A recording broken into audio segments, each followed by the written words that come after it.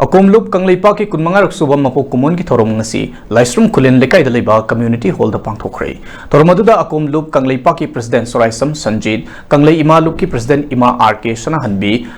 Kanglamai ki president Ima Lairik Laima Madi, Akomlup Kanglaipa ki former president Ketrimayum Somarendro Singh na thoiba mithunglen sing oina sarugya kibaga loinana Akomlup Kanglaipa ki president Soraisam Sanjit na phongdorakpada iramdam asida tangdu laita ba fibam mama oirakna ba honabada leiba asigi phamnaiba singna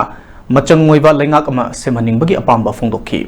mangna makha taraduna lamdam asida thokliba tongan ba issue singda Akomlup Kanglaipak na honaduna afaba achetpa apunba wakhalon ama sagana ba honabada aikoi kudingmak pukchen khoijen manaba wakhalon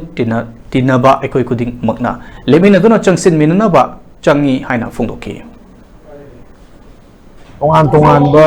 issue sing haiba tare aikoina honarakanda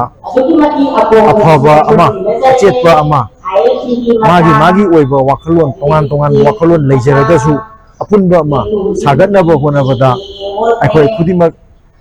pokjel khojel manaba wakhalon tinaba ama oinaba aikoi khudimokna leminaraga mangda sangsinminaba ama changi haibasu thamjiningi aduna loisilakpada Akomlupi maigaidagi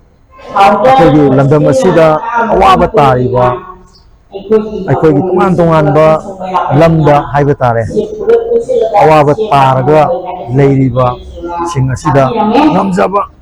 akoina mating pangaga yama mangda haidragasu tongan ba sangsilakanda ko ma sangsilakanda mating pangaga lai